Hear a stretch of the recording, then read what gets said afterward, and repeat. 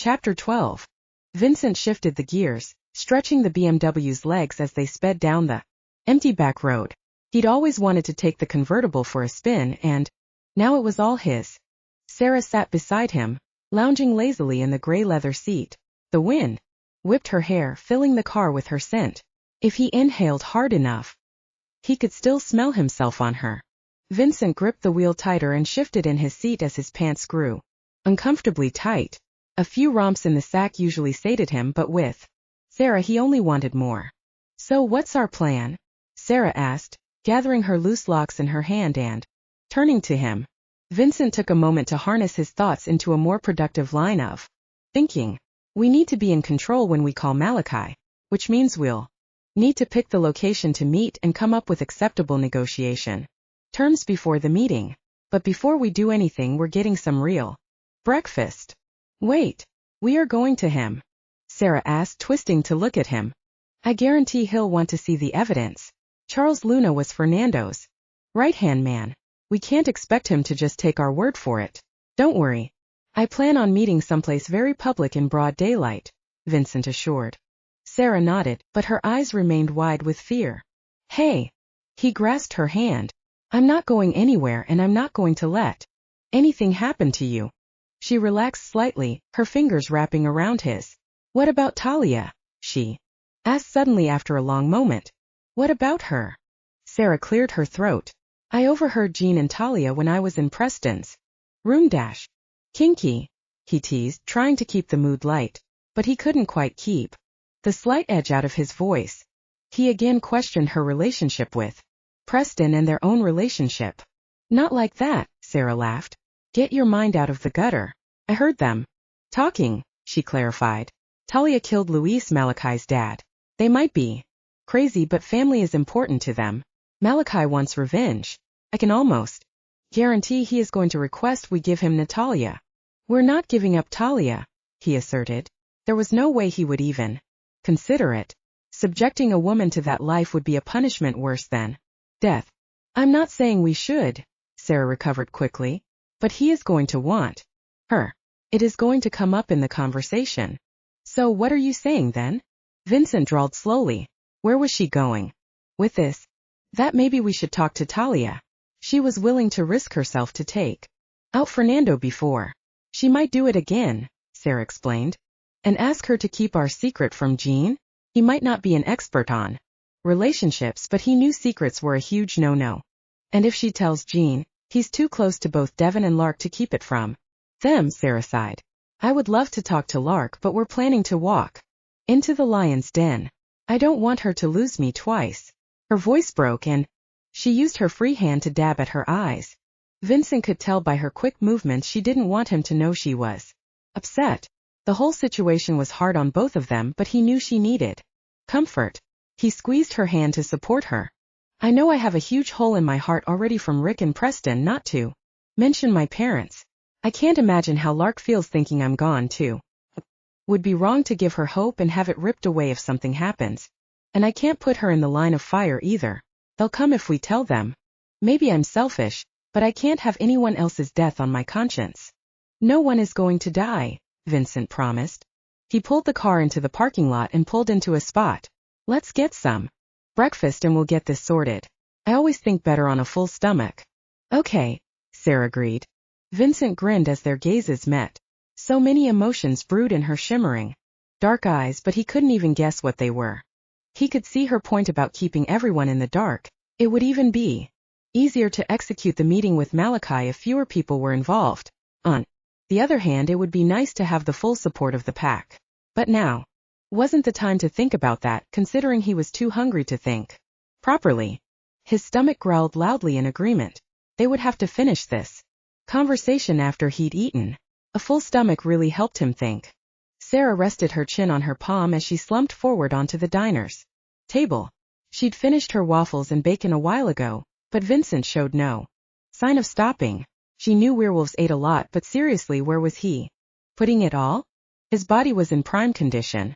She'd felt his muscles beneath her fingertips last night, had seen his washboard abs and sculpted chest up close and personal.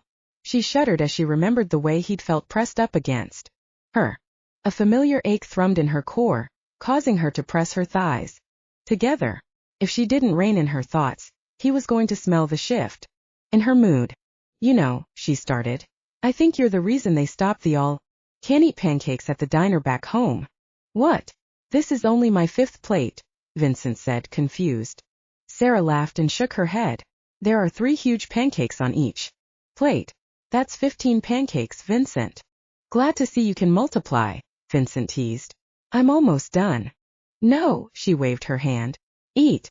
They shouldn't have an all-you-can-eat menu option if they don't expect people to do just that. Vincent took the last syrupy bite and used the napkin to wipe his face. You. No, the waitress and cook have a bet on whether or not I'll order another plate. And what do you intend to do? Sarah asked, raising her eyebrow curiously. He can't possibly eat more, can he? No more for me. I'm stuffed. He patted his belly appreciatively as he gave her a lopsided grin. Her eyes drifted down to his stomach. His red shirt covered him, but she bit her lip as she got another flash of his shirtless form in her mind. She really needed to stop thinking about him like that. Last night had been great, but he hadn't brought it up, and neither had she. She was slightly confused about where they stood. Of course it was mostly her fault. After all, she'd fled the room before he woke up. This friends with benefits thing could work for them. She just had to be careful not to get too close. That could be a challenge, but she was sure she could do it. You ready?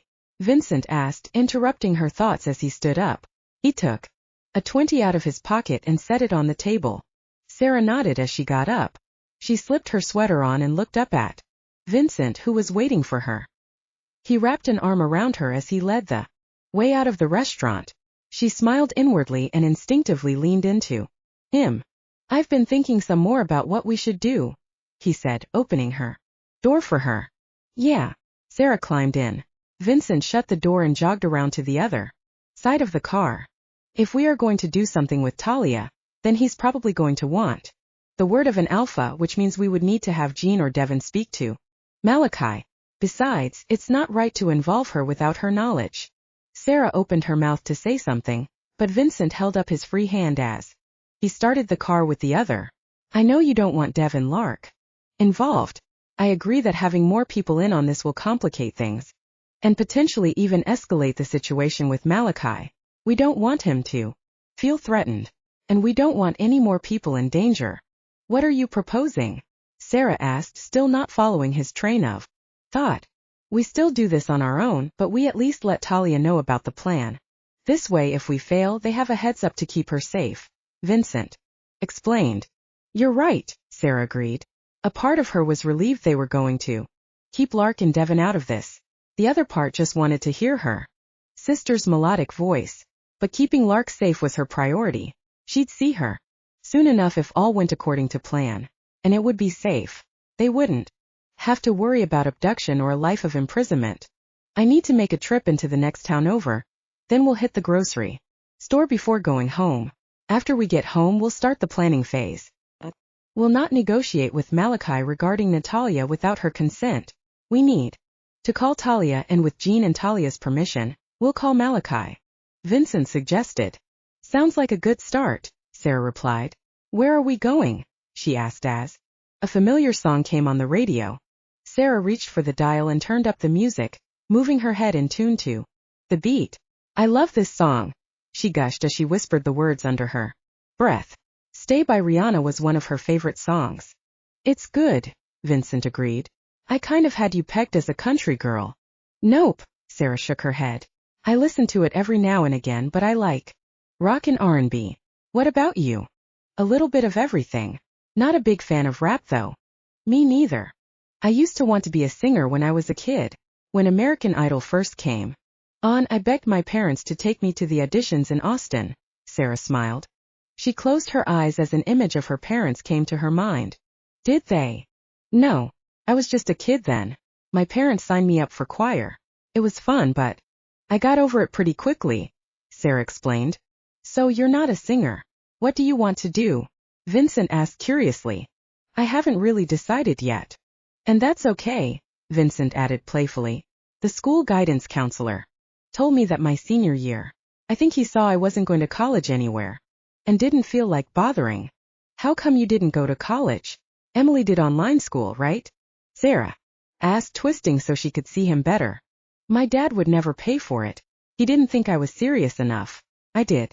Only have a C average and I had no idea what I wanted to study, still don't. Wasn't allowed to play sports since I am a werewolf and my agility, speed, and strength is far superior to a human. It wasn't safe, so I didn't have a chance to get a scholarship. And my dad put me to work guarding the property at night. It was a stable income at least, he explained. Vincent turned the car into a tiny parking lot. She paused, seeing the barred windows of the shop. Where are we? She asked with a frown. Vincent thrust the car into park and turned it off. I'm not letting you anywhere near Malachi without a proper weapon. We're going gun shopping. She opened and closed her mouth in surprise. He was getting her another gun. Just promise not to shoot me. I hear that hurts. Vincent grinned. I won't shoot you, she promised. Vincent eyed Sarah from the tree line as she unloaded her gun into a target. After they'd arrived home from their errands, he'd needed to shift. His wolf needed to be released at least once a day. While he'd been running, Sarah had practiced with her new guns. Vincent felt better knowing she had a weapon to protect herself. Vincent wanted her to be well prepared, so he bought her 2 handguns and a long-range rifle. He'd even insisted she practice with them, too. The more comfortable she was with the weapons, the better he felt. They had divided the yard to ensure there were no accidents while he was going for his run. He chuckled as he recalled their earlier conversation. Few minutes prior. Is this really necessary? Sarah asked skeptically, cocking her brow at him as he set up targets for her. Target practice? Of course it is. I need to know you're safe. These are new weapons. Aren't guns different? He asked as he joined her. Sarah lifted the gun and aimed, nailing the target in the middle. You were saying. She smirked at him. Beginner's luck, he teased. Sarah laughed and positioned herself, aiming at the target again. The gun popped and he looked at the target. She'd hit the same spot from what he could tell. Sarah lowered the gun and turned to him. We're just wasting ammo right now. Besides, I chose guns I am already familiar with. I'm pretty sure we bought over 1,000 bullets. I would really like to think we could spare at least a few dozen. He pointed to the woods. Besides, it will give you something to do while I shift. Well, have fun frolicking in the woods, Sarah grinned, turning back to the targets. I'm going to stay on that side of the yard. He pointed to the opposite end. Worried I'll shoot you, she joked. No, he tensed. If he was being honest with himself, guns frightened him a bit. Sarah frowned and looked at him. You know I won't shoot you, right? I know, he answered honestly. Guns just aren't my thing. It's a wolf issue. I understand. She gave him a small smile. Just stay on your end and I'll stay right here. And don't sneak up on me either. Wasn't planning on it, he said, backing away.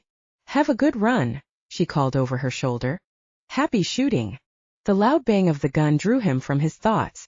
He had to admit she looked sexy with the weapon in her hands. Sarah stood with her feet spread, shoulders squared and arms raised. Her toned body glistened under the fall sun, and he licked his lips as he flexed his paws. It took all his strength to keep from running to her and claiming her again. She released another round of shots before glancing over the gun and tucking it into the brown leather holster she picked out, taking her clean up as his cue to transition. Vincent closed his eyes and willed the transformation to begin. His bones snapped and ground against each other as they realigned themselves into his human form. Fully transformed, he opened his eyes and stared down at the crisp green grass. The run had done little to ease his need to claim Sarah. He needed to stop thinking like that. She wasn't his. Slowly he stood up, stretching his freshly changed muscles. I always wondered how that worked, Sarah said. Vincent jumped to his feet, startled by her closeness. No one ever snuck up on him, and yet she'd done it twice now in one day. His scent still clung to her, and he'd noticed she was light on her feet, but he still couldn't believe he hadn't heard her. Sarah's lips parted and her gaze drifted down his body before returning to his eyes. Vincent drew in a deep breath, watching her chest heave as she took in his naked form again. She was beautiful and he needed her right now. He took A step toward her and she met him halfway, crushing her lips against his. And what did you think watching me change? Vincent mumbled against her lips. He couldn't help but wonder if it weirded her out. To him it was a turn on. It was kind of neat, she whispered.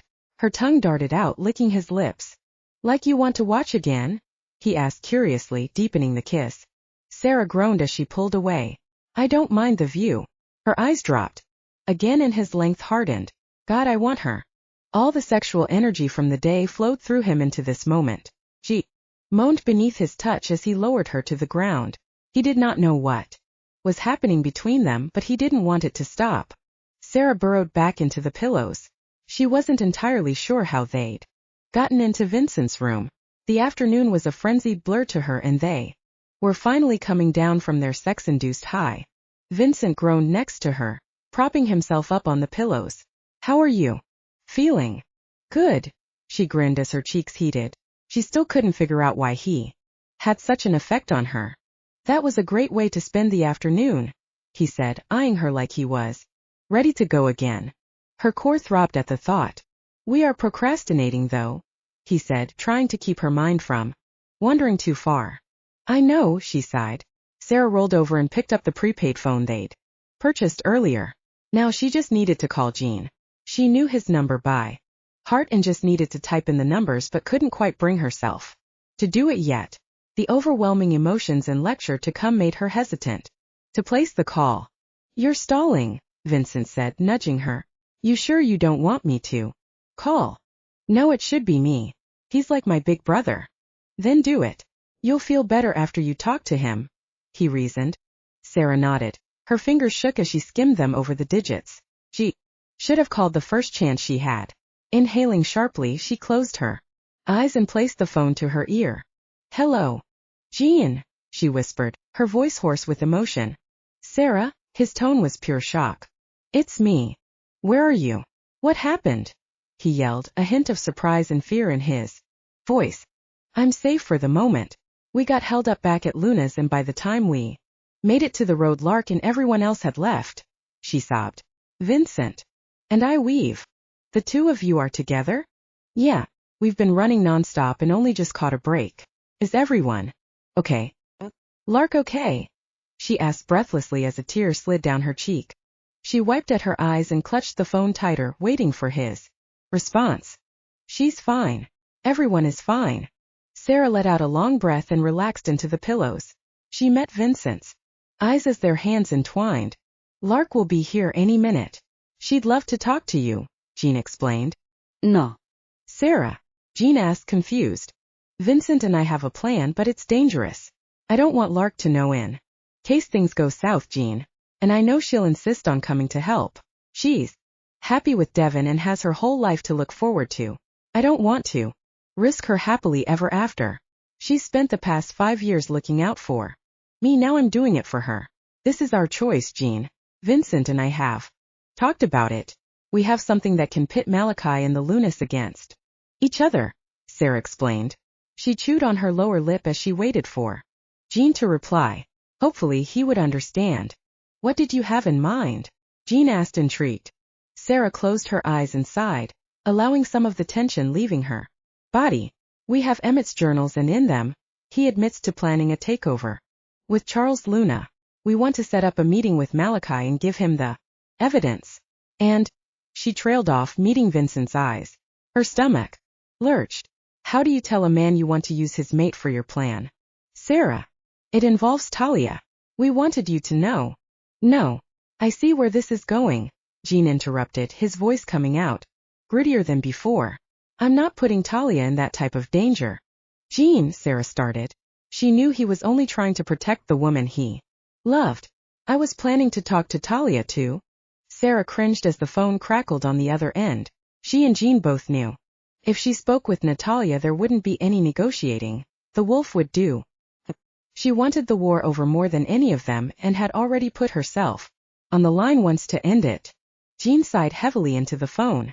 I don't like it, but I know her, and if it helps to take out the remaining members of the Gulf Pacts, she'll be okay with it.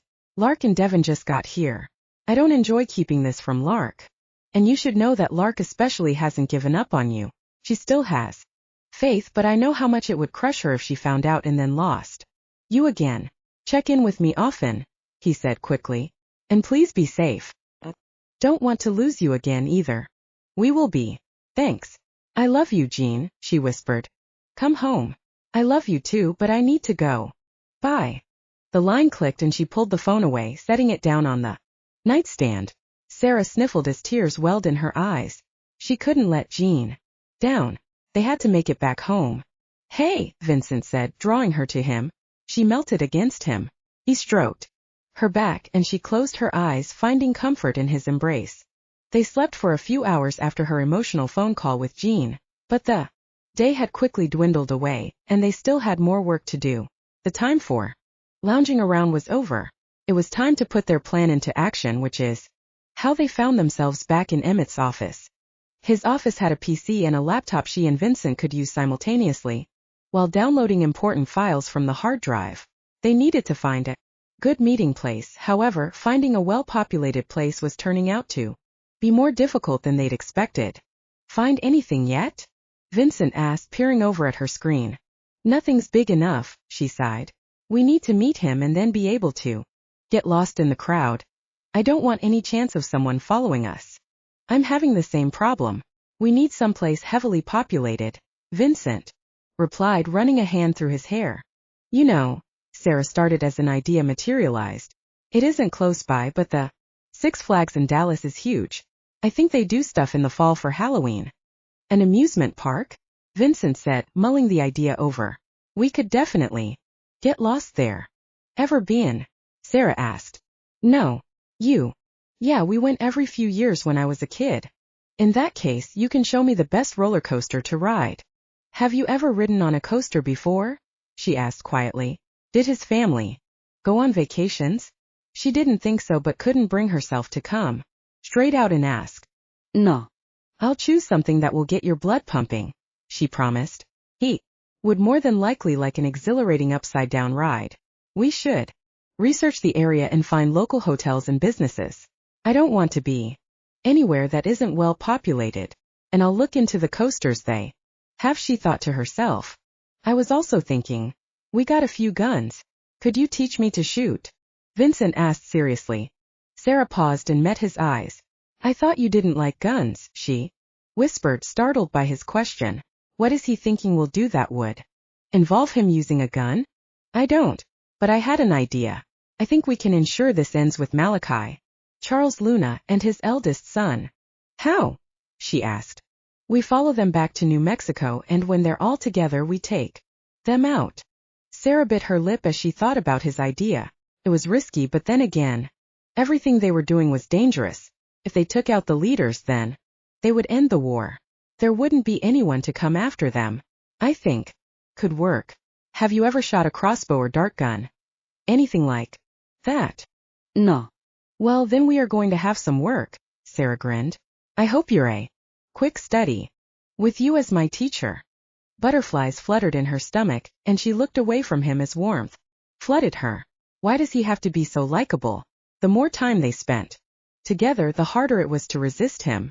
If they made it home, she was going to have to reevaluate their relationship. If he still wanted more, maybe she was just another fling. Her heart twisted painfully at the thought. She needed to stop thinking about them and just live in the moment. Chapter 13. Sarah chewed her fingernails as Vincent logged onto Skype. He assured her they were only using the phone option and Malachi could not see them. She didn't like the idea at all, but understood Vincent knew what he was doing. And if using the computer would keep their location secure, she would not argue about it. She was enjoying the reprieve. I'll leave it on speaker so you can hear but say nothing. He views you as an inferior and won't see me as his equal if I listen to you, Vincent explained. Sarah scowled as anger clouded her vision. Hey, Vincent said. I'm not saying I agree. I just wanted to warn you. Remember who we're dealing with here. Sarah let out a long breath. She didn't like it, but she saw where he was coming from. Okay. Ready? It's his direct line, so I assume he'll answer and not one of his cronies, Vincent added, wiping his palms on his jeans. He looked up at her, apprehension apparent on his features. Do it, she whispered hoarsely. She clasped both hands together, eager to get it over with but dreading it at the same time. Her heart hammered in her chest as the phone rang. She closed her eyes and prayed they were making the right choice. "This is Malachi," a heavily accented voice answered. "Malachi, this is Vincent McKinley," Vincent stated, staring down at the laptop. Malachi chuckled into the phone. "The man who has evaded Charles Luna. Either he's losing his touch, or you're better than anyone expected." "I didn't call for small talk. I want to make a deal," Vincent replied, cutting straight to the chase. Sarah stood up and paced back and forth in front of the bed, her stomach twisted with unease. Please let this work out. I don't believe you're in any position to cut deals with me," Malachi snipped. "Maybe not, but I do have information that will interest you." Sarah held her breath as the line went silent. She met Vincent's eyes and could see the worry swirling in his emerald eyes. "I don't have a lot of time. What is it you think will interest me?" "Evidence that Charles Luna has been working against you and your family. He plans to overthrow you, especially now that Fernando and your father are gone. He thinks you're weak," Vincent replied. There was a palpable silence before Malachi continued. "And I should take your word for it? Charles Luna was friends with my grandfather for decades. He would never betray him." "I have proof. Journal entries of my father's," Vincent shot back. "Anyone could have written them. The journals have only been touched by 3 people, Sarah, my father, and me.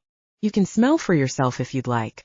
Sarah and I can even provide handwriting so you can see it is not our script," Vincent explained. The room grew quiet again. The silence seemed to stretch for hours. "Very well. Where are you?" "I'll tell you where we can meet. But first I want your word that if I give this to you, you'll leave the Pax in Abilene alone," Vincent negotiated. "My father and grandfather are dead because of your pack," he snarled ferociously. "And so are a lot of our men, including the Alpha and one of his sons," Vincent reminded. "I'm offering you peace with our pack. We have no wish to continue to fight and can let bygones be bygones.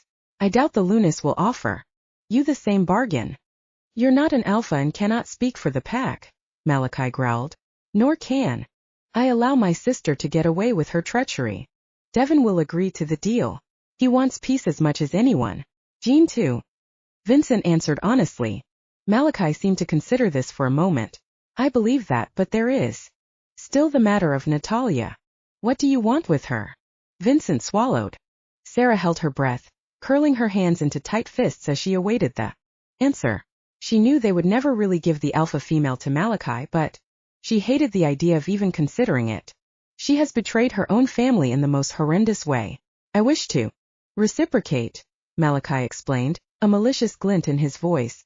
"There will be no deal unless she is handed over to me. For that, I will need the alpha's word." "No, you don't." Vincent stood up. Malachi chuckled. "You expect me to take yours? My word is good because I will be the one to hand her over. She trusts Sarah and me. We can hand her over to you before she even realizes what's happening," Vincent explained, wiping his forearm across his brow. Sweat glistened on his face and he exhaled loudly. "And you would do this? We have something in common. Family is important to us. I would do anything to protect my family, even if it means betraying Jean and Natalia. This is how I have to do it, then so be it," Vincent said through gritted teeth. He met Sarah's eyes and she drew in a breath, her stomach twisting violently. She felt sick with fear and worry.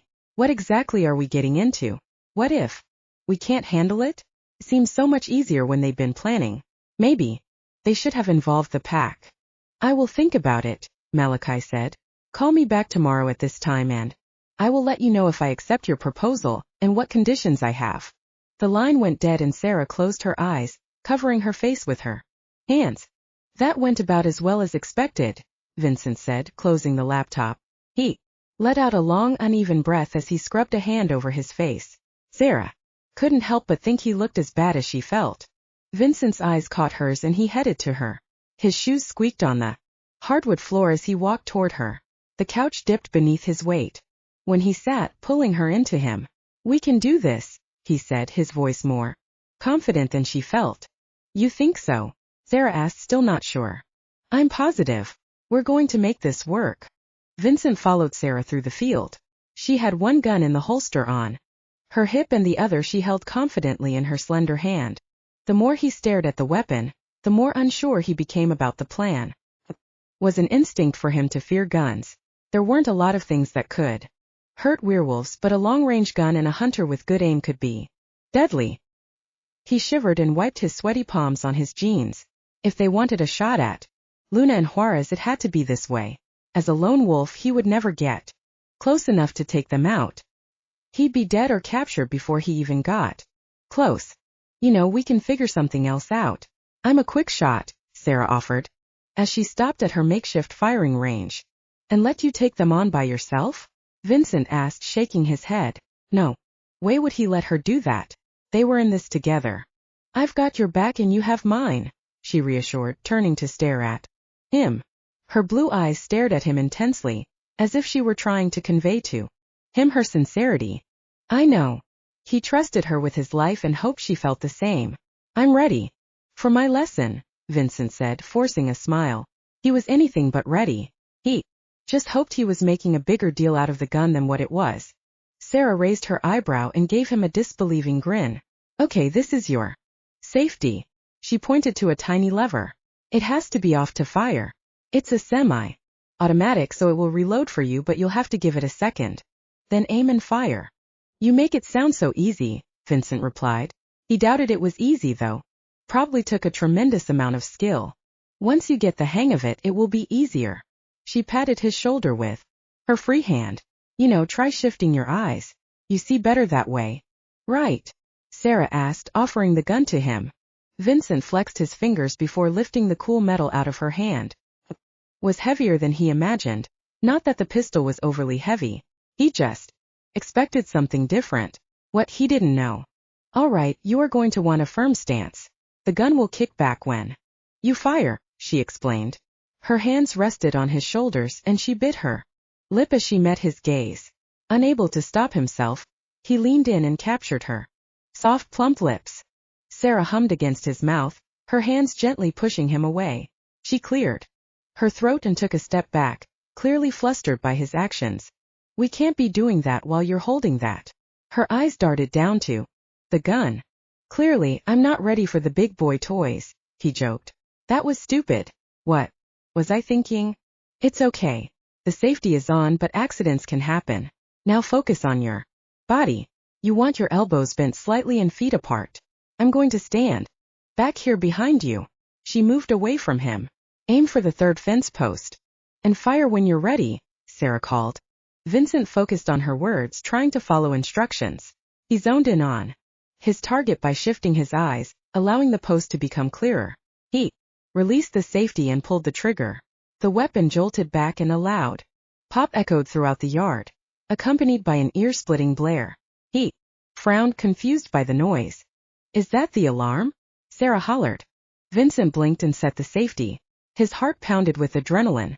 He spun around, taking in their surroundings.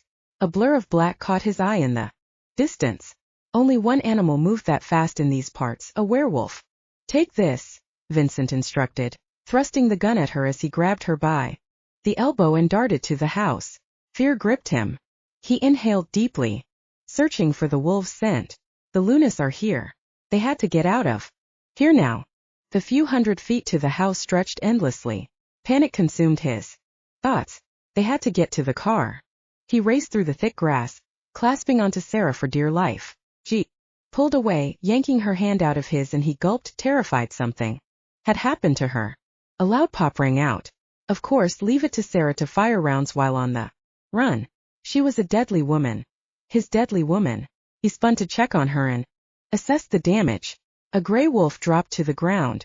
From here on out he needed to make sure she always had a gun. He needed to keep her safe. Sarah fired again. The wolf seemed to hesitate, allowing Vincent and Sarah to put some distance between them and get to the house. Their shoes stomped over the wooden porch as they hurried to the shelter of the house. Vincent yanked the door open and tugged it shut behind them. He twisted the lock, even though he knew it wouldn't keep them out for long, but it would give them a head start. Get the bullets and anything else you can grab. Meet me back here in a minute. He didn't wait for her to respond. They had to keep moving or they would never make it off the property. Vincent tore down the hall. They needed the journal, money and the laptop. Sarah blinked, staring after Vincent's retreating form as her mind tried to process what was happening. I need to move. The Lunas are here. The door thudded behind her.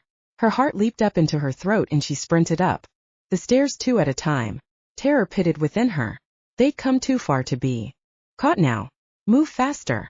She dashed into Vincent's bedroom, snatched a gym bag from the closet and ran to the stash of weapons. Her hands shook violently as she gathered the supplies. Get a hold of yourself. We have to go. She inhaled deeply, letting the adrenaline take over. Her mind raced. What else did they need? Clothes. She ran to the dresser and shoved an armful of garments from each drawer into the bag. Then she rushed to Emily's room to grab things for herself. Sarah was reminded of their press time when glass shattered downstairs. They are coming in through the windows. Her pulse roared in her ears as she darted out of the room. Don't fall down the stairs, she repeated over and over again in her head as she rushed down. Vincent met her in the hall, breathlessly. You ready? He had a bag over his shoulder, the edge of the laptop poking out from the top. Good, she thought. It would have been terrible if we left that behind. That laptop had a large majority of their evidence, including dated emails between Emmett and Charles. Yeah, Sarah gasped as more glass fractured. Vincent clasped her hand in his as they fled to the garage. We just need to make it to the car. Please, please let us make it. Vincent opened the garage door and slammed it shut behind them. He unlocked the BMW and sprinted to the driver's side. Sarah jumped in, ready to book it out of there. She stuffed her bag between her legs as Vincent set the laptop bag on her lap. Her hand shook with panic as she fumbled with the seatbelt. I got you. Vincent clicked her belt, then jammed the key in the ignition as the car roared to life. Sarah held her breath. She prayed no vehicles blocked their path. The car lurched forward. She screamed as they crashed through the garage door. Pieces of metal and plastic pinged against the windshield. Sarah cringed as the glass splintered and cracked. Please don't let it shatter. Vincent, she shrieked, pointing. A black van blocked their path. Vincent jerked the wheel to the left, but it was too late. The bumper crunched against the back end of the van. Sarah's seatbelt tightened around her and the air whooshed out of her lungs. A puff of white popped out at her. She blocked the airbag and yelped. Pain exploded in her right shoulder as they began to move again. Thank God. We might just make it out of here. Vincent punched the airbag as he struggled to see around it. Sarah, you okay? He asked, flooring the gas. Sarah swallowed, trying to regain her composure. That had been too close. Sarah? Vincent asked worriedly, casting his glance at her. Yeah, I think so, she croaked, trying to control her breathing. Hold on to something. This corner is going to be tight, Vincent instructed, gripping the wheel. He grunted as he tried to turn, but the car no longer maneuvered as it should. Sarah clung to the overhead handle and closed her eyes. Whatever was about to happen, she didn't want to know. Her body listed to the side. Tiny clangs pounded the car as the back end spun out. If Vincent lost control, they would be caught for sure. Her pulse roared. He was a good driver. They'd done well the other day. Finally, the car gained traction, causing her to be whipped to the right. She opened her eyes. The road ahead of them was clear. But I bet we are being followed. Sarah turned, squinting as she tried to see through the dust. Their retreat kicked up. 3 cars appeared in the debris and she ground her teeth. Isn't over yet. It's okay, Vincent assured. We have a full tank of gas. We'll be on the main highway in a minute and it's broad daylight. They won't do anything that is going to get people involved. Are we going to Abilene? She asked quietly. She would like nothing more than to see her big sister and Jean again. The madness had to end. We could. First we have to lose our tail. And then we need to call Jean. Vincent explained, his eyes wearily drifting to the mirror. What the hell? He mumbled, leaning forward. What is it? Sarah asked, twisting to see out the back. What is happening? Now. That's Daniel's car. Chapter 14. Sarah frowned. Daniel? Like your brother Daniel. Questions raced through her mind. How did he find us? I'd recognize that blue Camaro anywhere. He special ordered that cobalt color, Vincent commented, a hint of hope in his voice. But why is he here? How did he know how to find us? Does Lark know? No. She'd be here too. I'm not sure why he's here. I would assume he's here to help, Vincent said, excitedly, glancing in the rearview mirror. We could most definitely use a little help at the moment. Sarah twisted to look out the back window. 2 other vehicles sped after them, and Daniel's vehicle followed their pursuers. At least help was here. They wouldn't have to deal with wacky werewolves alone. Can you take the wheel a sec? Vincent asked. Yeah, Sarah replied, grasping the wheel. She focused on the road as Vincent lifted himself off the seat and dug out a phone. She prayed no one did anything crazy as Vincent took his time dialing Daniel. At least that's whom she assumed he was calling. Thanks, he said, reclaiming the wheel as he put the phone to his ear. Sarah let go and sat back anxiously in the seat. Help was finally here. They just needed to figure out how to get to Daniel. Fancy seeing you here, Vincent joked into the phone. Daniel said something. On the other line she couldn't quite make out. You know, school's just getting out for the day. You remember how crazy traffic is over by the high school? Vincent gave her a smile before pulling them onto another narrow country road. He nodded, probably to something Daniel said. Yeah, the Beamer's not in great shape. I may have scratched it a little. Sarah quirked her brow. She wasn't even sure how the windshield was still intact. She could only imagine how mangled the metal bumper was from there. Run in with the van. Sounds good. We'll see you in a few, Vincent grinned, hanging up. He turned to Sarah. Are you up for one last run? We're going to lose these guys for good. Sarah let out a ragged breath. She was tired of running, but she would not give up. I'm game. Vincent shifted in his seat, getting comfortable. He had a determined look in his eye as he made a few more turns. Time to lose these guys once and for all. Sarah smiled and let out a long breath, eager to lose their tail. But as she took a moment to look around, she realized losing their pursuers wasn't quite that easy. In fact, it looked downright impossible.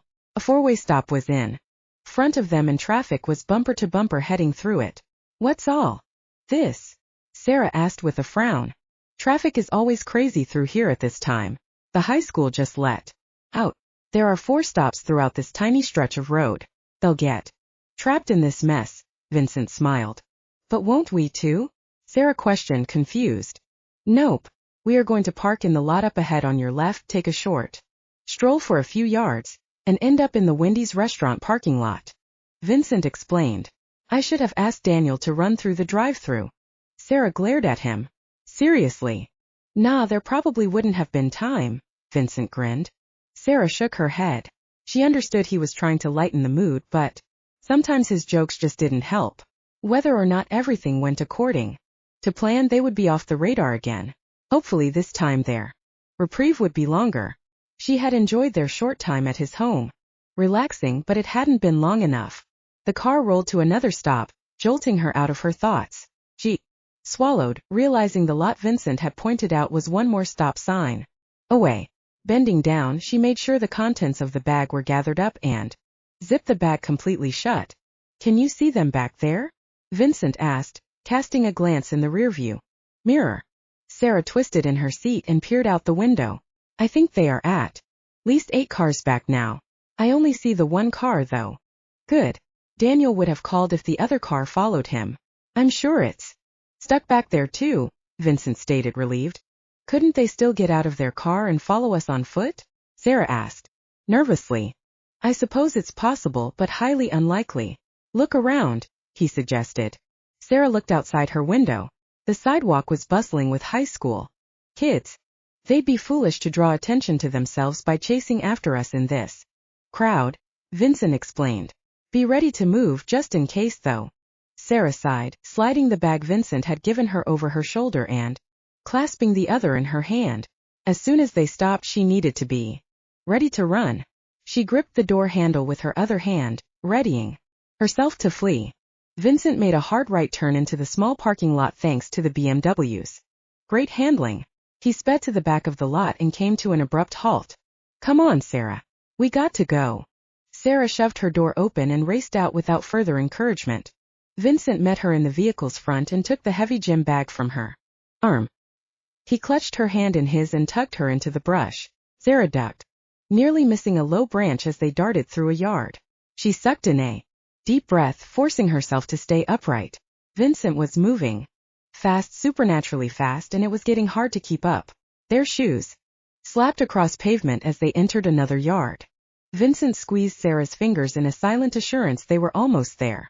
He knew he was moving fast but had confidence she could keep up. Trees and houses whipped by them as they sprinted. They ran through the last yard and he swallowed hard as he spotted Daniel's car ahead. Nora stood in the lot, the door held open and front seat propped forward, waiting for them. He never thought he'd be so glad to see his brother in his whole life. And how about that? Nora was with him. That was so not like his brother. Good to see you, Vincent acknowledged Nora as he motioned for Sarah to get in first. Without hesitation, the blonde scrambled in, followed right after by Vincent. Nora righted her seat and slammed the door shut seconds before Daniel sped off. You two are a sight for a tired soul, Vincent grinned, leaning in between the two seats. What brings you out here? You, Daniel replied simply. Vincent opened his mouth, but Sarah spoke first. Thank you. Yeah, sure, no problem, Daniel said. Nora turned in her seat, looking at him, then Sarah. I'm just really glad to see the two of you alive. I'm glad to see that, in our short time of knowing each other, you care about my breathing status, Vincent grinned. Knock it off, Daniel snapped. This is serious. Stop joking around and let's work out our next step. I know it's serious, Vincent retorted through gritted teeth. Sarah and I have been running for our lives for the past. He trailed off, not even sure how long they'd been out there. Felt like forever, but he suspected it had only been a week. Dev and I both thought you were captured or dead, and we would have gone back. But we couldn't wait any longer. Luna's pack was zoning in on us. We had no choice but to leave, Daniel explained as he steered them toward the highway. He understood why they'd left and it didn't bother him. Well, that wasn't entirely true. It upset him, but he wasn't mad about it. He had a lot of questions about what happened and what was happening at the ranch. But Sarah started spouting off questions before he could say anything else. Is Lark okay? Jean. Devin? Why are you here? Everyone is fine, Daniel assured, meeting Sarah's worried blue eyes in the mirror. Jean sent us here to help. He told me a little bit about your plan. And we both agreed Malachi would do better to make an agreement with me since I have been raised as an alpha. Do Lark and Devin know about us? Sarah asked, leaning forward.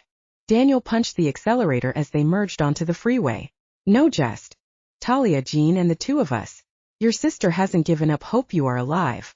Though, Lark, Devin, Nora, and I went to the train station expecting you to be there. That's how we found you. Knowing you were alive, we looked at the train schedule and saw the Oklahoma City route. Figured it was a safe bet you came to Guyman. Lark really hasn't given up hope? Sarah whispered after Daniel finished talking. No, Nora shook her head, giving Sarah a small, comforting smile. Mom's pretty torn up though, Daniel whispered. She's been pressuring Charles Luna to return your bodies. Maybe that's why they've been so relentless, Sarah murmured. Could be, Daniel shrugged. I think she's called to speak with him every day since we lost you. So how did you sneak off the ranch then? Vincent thought aloud curiously. I'm sure it raised a few eyebrows, especially if things are tense. It's been pretty quiet since we went after Juarez and sent his men fleeing. Daniel started. So, we came up with the idea that I had to take Nora to Mississippi to address some personal matters, since she left unexpectedly, no? One questioned why we needed to go. Good thinking. Malachi will probably listen to you and take your word more readily than mine, Vincent admitted. To be honest, he'd rather take care of this on his own, just as he and Sarah had intended, but Daniel had more sway. With his alpha training, the elder alpha would be more likely to strike a deal with Daniel. When are you supposed to call or meet him, and where? Daniel inquired. We still have a few hours. Let me fill you in on the details, Vincent started. I have Dad's journal and laptop. We'll have to find time to go over it later. Daniel nodded and let out a long breath. It will have to wait until later. Right now, I just want to make sure we put some distance between us and the other pack. Sarah shifted on her feet as she and Nora waited in the corner for their order to be finished. For a fast food joint, this place was certainly taking its time. At least there weren't any wolves here. They'd done a once-over of the place and deemed it safe. The guys were in the car making their call to Malachi, and she and Nora were stuck inside, waiting. Nora stood next to her, continuously looking out the window to where Daniel and Vincent were sitting in the car. Sarah was curious about the conversation, too. She wanted to know what their next step was and if they were finally going to get something to go their way. All this waiting and staring only made the knots in her stomach twist harder. She needed a distraction. "So, you and Daniel are a couple?" Sarah asked conversationally. She knew the two had been flirty before she and Vincent had their showdown with the Lunas, but hadn't really paid attention to what was going on outside of her own grief. "We are," Nora smiled. "If someone would have told me a few months ago that I'd meet the love of my life by hitting him with my car, I'd have laughed at them." "He's the one? How can you be so sure?" Sarah asked, intrigued. She'd known Preston wasn't the one, but how did you know when you had the one? Sure, she felt differently about Vincent than she had Preston, but what did that mean? Nora shrugged as she twirled a lock of her hair. "He brings out the best in me, and I bring out the best in him. I can be myself around him and know he isn't judging. And there is just this connection I feel to him. He makes me feel safe and loved. As crazy as everything is, I don't mind being involved in any of this because I would rather spend my time with him and work alongside him than go back to my ordinary mundane life. I love him," she answered with a smile. Sarah blinked as she processed Nora's words. Some of what she said resonated with how she felt about Vincent, but surely it wasn't love. They barely knew each other. That wasn't really true, though. They had spent time together at the cookie jar, and their time out in the wilderness had been intense. What if it is just because of our circumstances? She groaned inwardly. Why does it have to be so confusing? "How are you holding up?" Nora asked, breaking her train of thought. "I'm okay," she answered honestly, glad for the change of topic. "A little sore and tired, but it could be worse." "You seem better than the last time I saw you," Nora praised. "Yeah, I was kind of mopey and out of it." Mopey was an understatement. She'd been downright depressed, but she would not dwell on it. Be positive. "I suppose there is nothing like realizing your life is going to end that makes you want to live again," Sarah sighed. She'd been in a severe downward spiral the last time Nora had seen her. It was ironic that it took being chased across 2 states to make her realize just how much she wanted to live. Nora gave her a genuine smile. "I'm glad to see you are better. Everyone was really worried about the two of you, and I know Daniel will never admit it, but he was beyond relieved when Jean told him he'd spoken to the two of you. It'd probably mean the world to Vincent to hear him say that their relationship is pretty strained," Sarah acknowledged. She wished there was some way she could help Vincent and Daniel find common ground. She couldn't imagine not having Lark with her 100%. The thought of her sister had a zillion questions popping into her head. She'd wanted to ask earlier, but there had been more pressing matters to discuss. "Speaking of relationships, how are Devin and Lark? Did they get married?" "Yeah, it was really beautiful but also bittersweet. Devastated Lark you weren't there. They thought about calling the whole thing off at one point, but after everything that's happened, they didn't want Juarez to take anything else from us too. They make a great couple. Daniel and I have been living with them at the farmhouse," Nora said. Sarah returned the smile. "Wait, did she say farmhouse?" She frowned in confusion. "With Devin and Lark?" Nora nodded, beaming. "Daniel and Devin are trying to reconcile. A lot changed after the Lunas. It's definitely still a work in progress, but they can be in the same room and remain civil with each other now." "Wow," Sarah blinked, surprised. From everything Lark had told her, she didn't think the two brothers would ever get along. "What else have I missed?" "Jean and Talia are setting up for a ceremony too. It's a week from Saturday. We should all be back in time for that one," Nora said optimistically. "Yes," Sarah agreed. She wouldn't miss Jean's too, no matter what she had to do. She would ensure she witnessed his ceremony. "Order number 208, the cashier called. "That's us," Nora said, looking at the receipt she held. Nora and Sarah stepped forward and gathered the drinks and food. With their mission complete, she was eager to return to the car to find out what had happened with Malachi. Sarah followed Nora and Daniel through the darkened lot while Vincent walked behind her, their bags in hand. They had spent the rest of the day driving into Dallas. Her body ached from being cramped up in Daniel's coop all day. We got 2 rooms, Nora started as they approached 2 red doors. They connect together. We could leave the doors open and I could share with you. Sarah, if you like, she offered. Sarah swallowed as she thought about her answer. Daniel looked like he wanted to protest but didn't. Vincent smirked at her, and she shuddered as heat pooled through her. Her mind was already made up. It's okay. Vincent and I have been sleeping together anyway. You two go ahead, Sarah replied. Wow, what did I just say? She paused. Heat flooded her cheeks as she realized how that sounded. But it was true, she reminded herself. I didn't mean it like that. It's just been the 2 of us, so we shared, she stammered. Vincent laughed heartily, and she punched him playfully in the arm. It wasn't funny. Thankfully, though, neither Nora nor Daniel seemed to care about her. Slip up. Nora waved her off. I know what you mean. I'm beat. We'll see you in the morning, Daniel announced, passing a keycard over to Sarah. Knock or yell if you need anything. Night, Sarah called as he led Nora into the first room. See you tomorrow, Nora replied before shutting the door. Vincent snaked his arm around her middle and guided her into their room. You're not embarrassed about sleeping with me, are you? He tried to joke. But Sarah could tell by the edge of his voice it had bothered him. No, she said instantly. I just don't want everyone to know. I mean, we haven't really talked about what this is and… She trailed off, flustered. Sarah bit her lip. This was getting deep, and she wasn't sure she was ready for the conversation. But she didn't want this to stop either. Did he? She hoped not.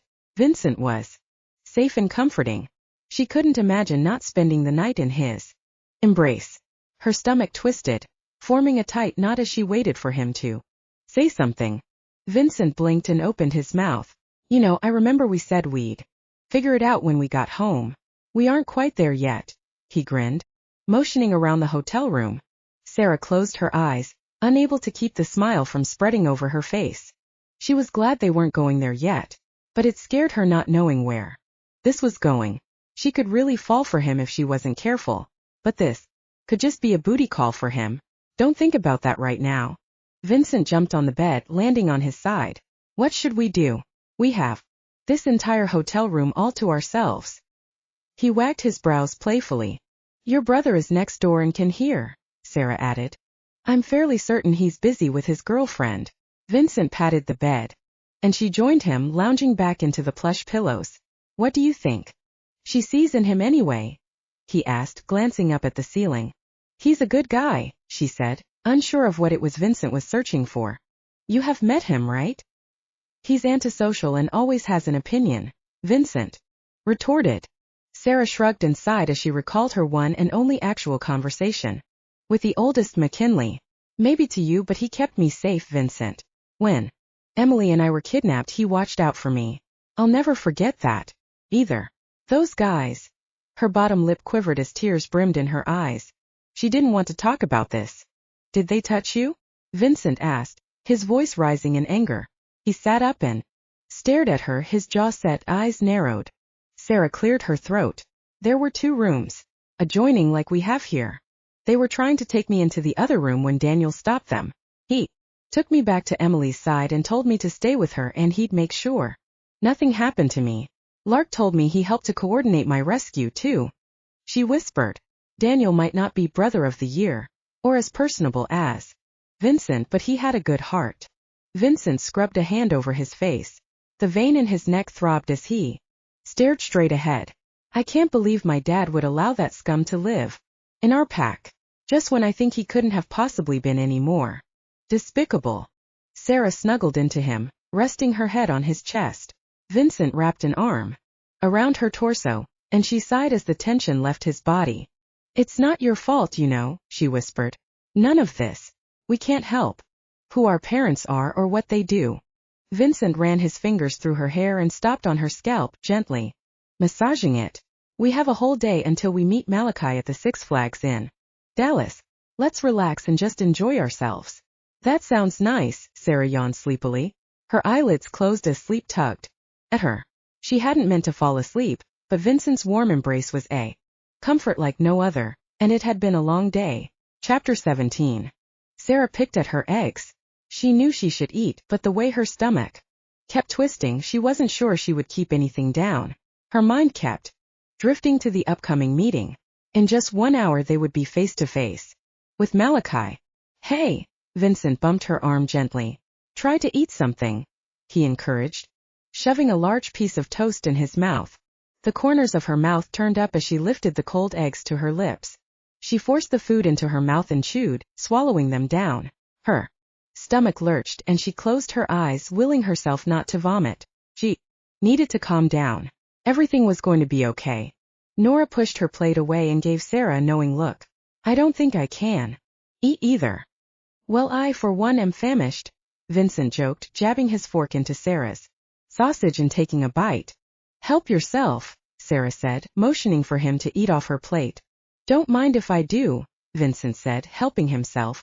Aren't you worried about today at all? Sarah asked, looking to Vincent then to Daniel, who seemed equally at peace as he shoveled food into his mouth. Vincent shrugged, his face serious for a moment before he grinned. Sure I am. But everything is going to be okay, he promised. We should go over the plan one last time, Daniel commented as he sipped his juice. Yes, because that will help make them feel better, Vincent mumbled. Knowing the details of the plan will ensure nothing bad happens, Daniel explained. It's a pretty simple plan, Sarah shrugged. You and Vincent will talk to Malachi while Nora and I wait in the distance. It was easy enough, and the park would be very crowded, but she couldn't help worrying something could happen. I want you both carrying weapons, Daniel insisted, glancing at Nora before turning back to Sarah. Okay, Nora agreed. You don't need to tell me twice, Sarah said, sipping her water. The liquid slid down her parched throat and she took another drink, glad it seemed to calm her belly. I'm leaving my keys with Nora, Daniel started. At the first sign of trouble, I want you to take the car and get home. Don't stop, just go, he instructed. Vincent shook his head. I don't know why you're even wasting your breath. Don't know Nora that well, but I know Sarah isn't leaving. I can't imagine Nora fleeing either. Vincent was right. She wouldn't leave without him. They were in this together, and were seeing it through to the end. She smiled, taken aback by how well he knew her. A part of her found it endearing how Daniel, Devon, and Jean tried to protect the women they loved.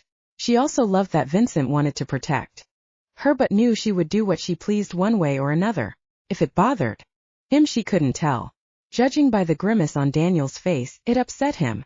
I'm still leaving the keys, Daniel grumbled. If something happens, please use common sense. Nora shook her head and smiled, kissing Daniel's cheek, then whispering something into his ear. Sarah could tell from the simple action how much they loved each other. Nora wouldn't leave Daniel behind either. At least if something happened, Sarah and Nora could work together. She prayed it wouldn't come to that. The four of them would leave the park together and their plan would be set into motion. Vincent drew Sarah closer to him, inhaling her sweet scent. He wanted to enjoy this moment before they went into the park. Daniel and Nora were in line, purchasing tickets while he stood to the side with Sarah. He wanted to comfort her, knowing she had been on edge earlier. How are you feeling? He asked, resting his head on hers. Sarah sighed and burrowed closer to him. I'm a little worried. Nothing is going to happen, he promised. He knew he couldn't keep the promise, but he was going to do everything he could to keep his word. I'm just ready for this all to be over. If this works. She trailed off. Vincent held her tighter, wondering what she was going to say. What does our future hold? Would they be together? Apart? He knew what he wanted, but did she want the same? Those were all questions he would have to answer, but now was not the time. Me too, he replied. Sarah pulled back from him, her sapphire eyes full of concern. He should do something to help her relax. Hey, he started. Maybe we could ride another coaster today. There are a couple more I'd like to try. Sarah laughed, some of the tension leaving her shoulders. Be careful, you might turn into a roller coaster junkie. Vincent shrugged and gave her a crooked smile. Would that be a bad thing? Sarah narrowed her eyes and appraised him, as if considering her answer. No. Good. I'm thinking it might be fun to join a coaster group. Vincent grinned. Sarah frowned in confusion. A what? One of those groups that visits parks all over the world and rides coasters. And then reviews them, he explained, watching as her eyes widened. It would Be fun to do that, but only if he had a certain blonde companion.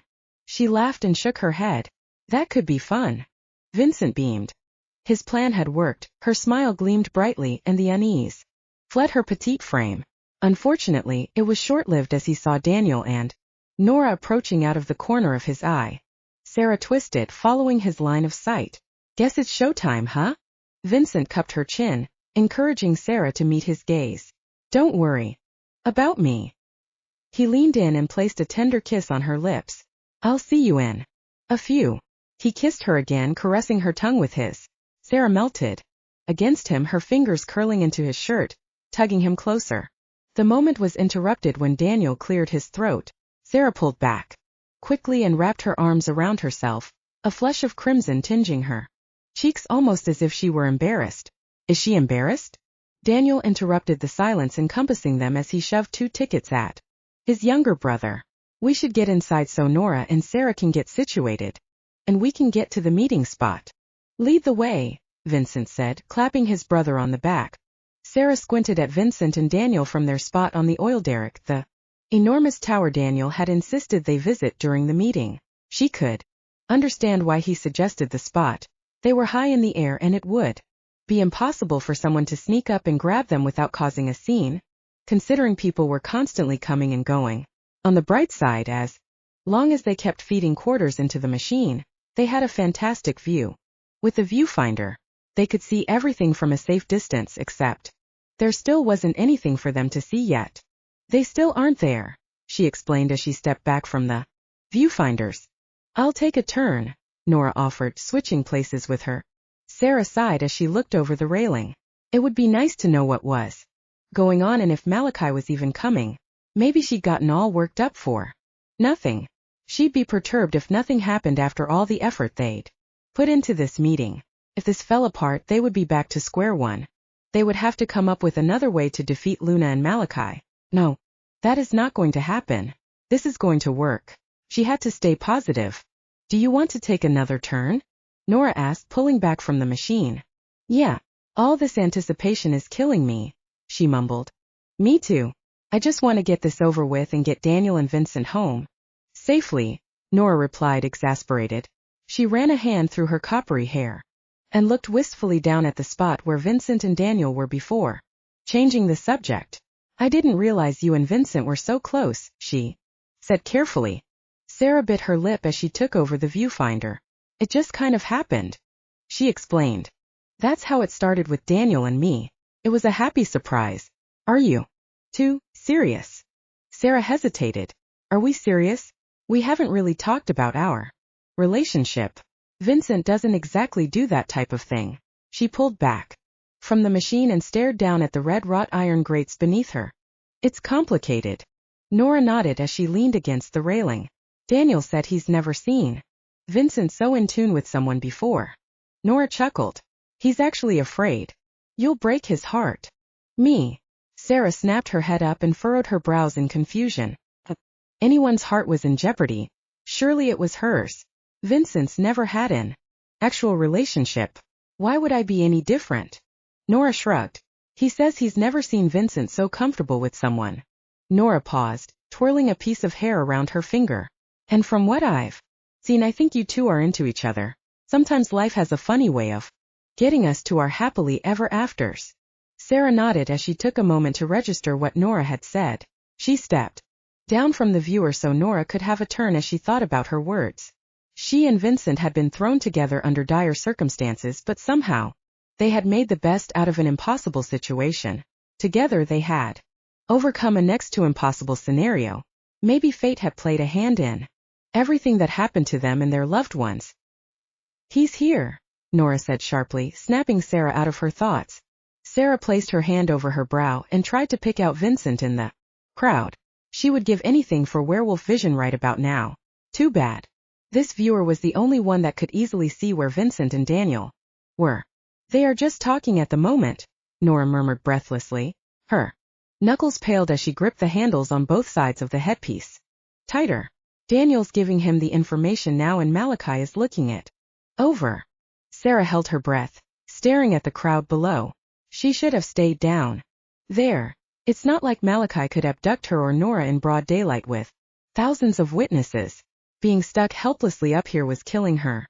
Especially when she couldn't see what was happening. Nora remained silent for several more unbearable moments. He's still looking at the papers. Do you want to turn? Nora asked, not moving her head. Sarah's stomach dropped. Do I want to turn? Things went south. She wasn't sure she wanted to see, but then again she wanted to know what was going on. Yes, please, she answered meekly. Nora stepped back and Sarah quickly took her spot. She honed in on the men and cursed under her breath, wishing she could read lips. The conversation had resumed, and she had no way of telling what they were discussing. I wish they would just finish and we could be on our way, Nora grumbled. Sarah swallowed. They're talking again. Do you read lips? She asked her companion. No. Darn. Sarah bit her lip. Whatever was being said seemed to be getting heated. Malachi pointed his finger at Daniel accusingly. Sarah inhaled as Vincent stepped between the two and spoke.